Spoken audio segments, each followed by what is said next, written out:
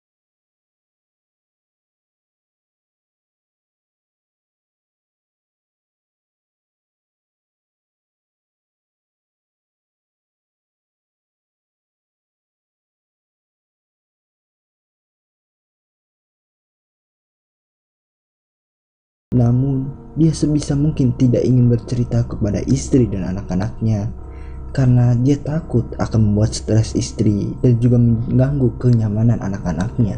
Beberapa hari sebelum kelahirannya, orang tua di kampungnya menelpon kepada Pak Kusmo.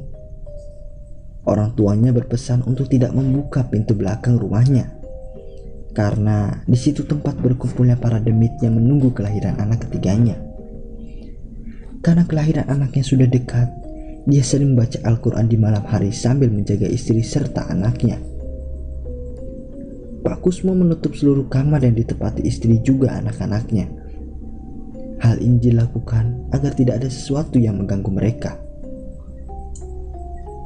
Ketika selesai membaca Al-Quran, Pak Kusmo melihat sosok kuntilanak memasuki rumahnya dari pintu depan.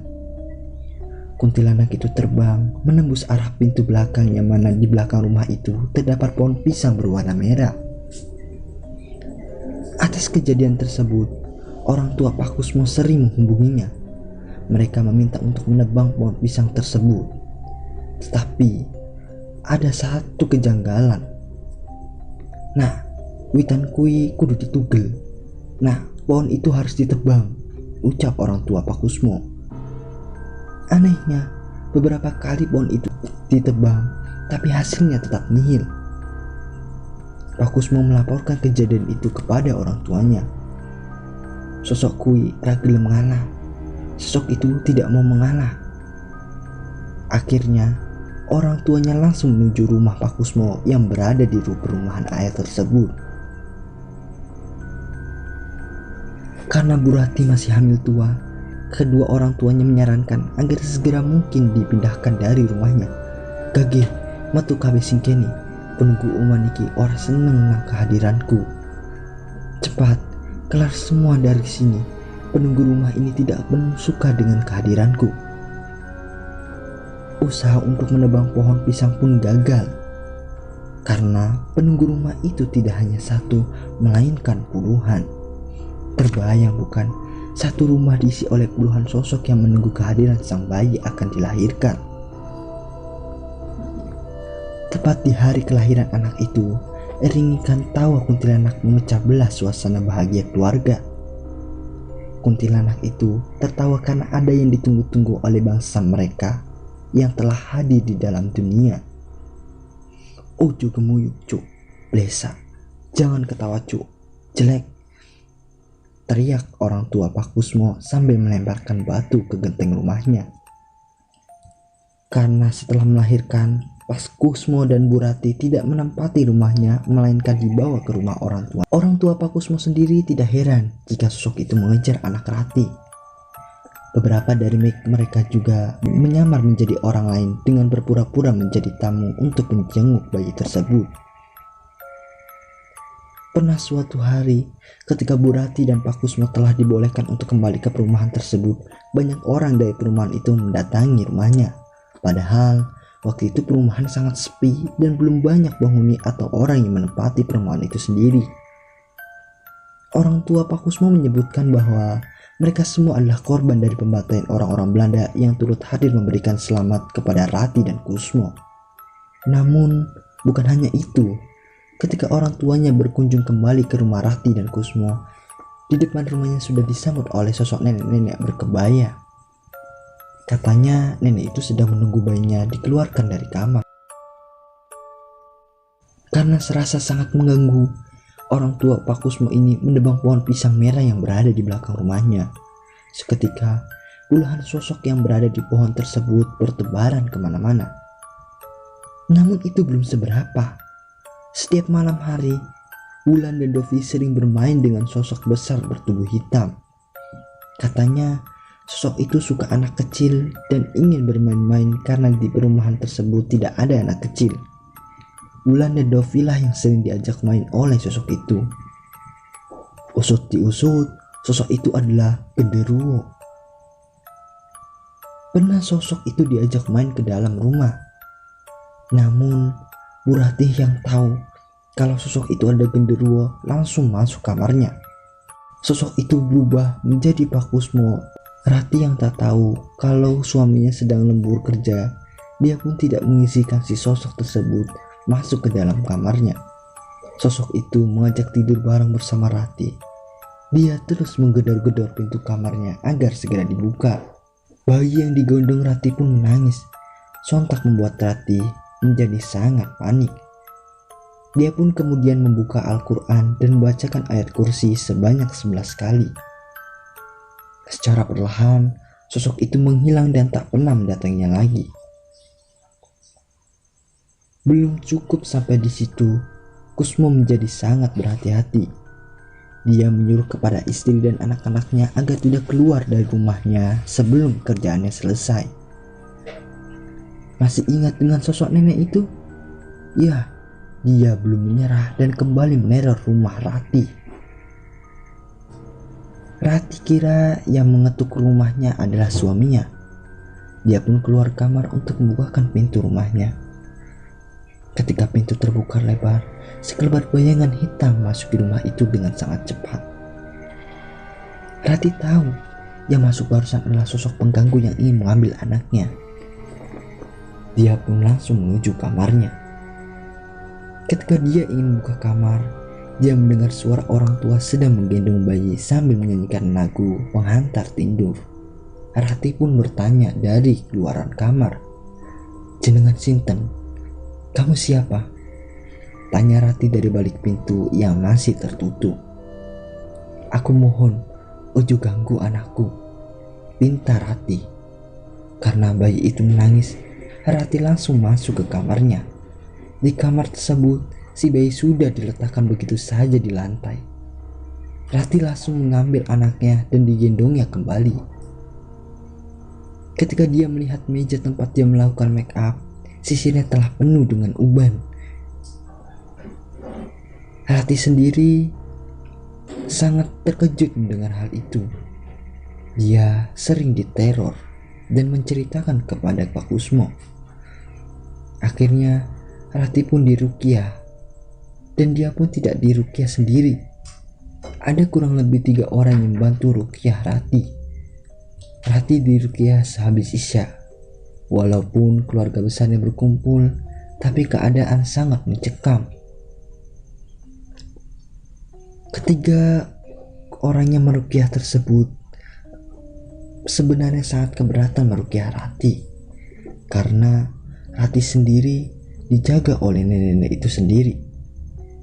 Rati langsung kesurupan. 2 dari ketiga orang ini terpental. Semua yang ada di situ panik. Rati pun membaca di tembok dan merayap sambil mengatakan, "Ojo ganggu cucuku," ucapnya. Karena bayi tersebut berada di kamar, orang tua Kusmo langsung menyuruh Kusmo untuk mengambil bayinya. "Mo, Kusmo, bayi nih, jemput bayi nih, sosokku ingin ngincer bayimu." "Mo, Kusmo, bayinya, ambil bayinya." Sosok itu mengincar bayinya. Kusmo segera mengambil bayinya dan menggendongnya. Si Rati merayap-rayap ke tembok dan mencari cara agar bisa mengambil bayi itu. 3 orang yang meruqyah itu mendekati Rati sambil membaca bacaan khusus. Secara tiba-tiba, tubuh Rati melemas dan terjatuh ke lantai. Rati pun segera dibawa ke kamarnya. Sosok Kui ragilem metu. Sosok itu tidak mau keluar. Jelas peruqyah tersebut. Dados pripun, lalu bagaimana? Tanya orang tua Kusmo. "Tancap ke pring kuning nang harapan oma, insya Allah aman. Tancapkan bambu kuning di depan rumah, insya Allah aman." Pak Kusmo pun mengabulkan permintaan peruqyah tersebut. Keesokan harinya, setiap sisi rumah bukan hanya depan saja ditancapkan bambu kuning, melainkan seluruh sisi rumahnya ditancapkan bambu kuning untuk mencegah sosok tersebut masuk ke rumahnya. Diketahui sosok nenek tersebut adalah korban dari pembantaian orang-orang Belanda dulu. Dia terbunuh dengan bersamaan cucunya yang masih bayi. Menurut narasumber, mayat yang dibantai oleh orang-orang Belanda tersebut dikubur menjadi satu dalam satu lubang. Hingga sekarang, mereka pun masih bergantayangan. Setelah pemasangan bambu kuning itu selesai, sosok itu tidak pernah mengganggu rumah Pak Kusmo lagi. Namun, dia masih sering mengetuk-ngetuk pintu rumah dan mengintip bayi tersebut dari balik jendela. Sosok itu berjanji tidak mengganggu karena jika sampai mengganggu, dia akan terkena tulah atau bencana dari pemasangan bambu kuning yang ada di depannya. Mungkin itu adalah cerita pertama yang bisa saya sampaikan dalam podcast kali ini. Jangan lupa klik komen, subscribe, dan like kalian untuk mendukung channel ini. Selamat mendengarkan channel Horornesia. Saya Restu Wiraatmaja pamit undur diri. Wassalamualaikum warahmatullahi wabarakatuh.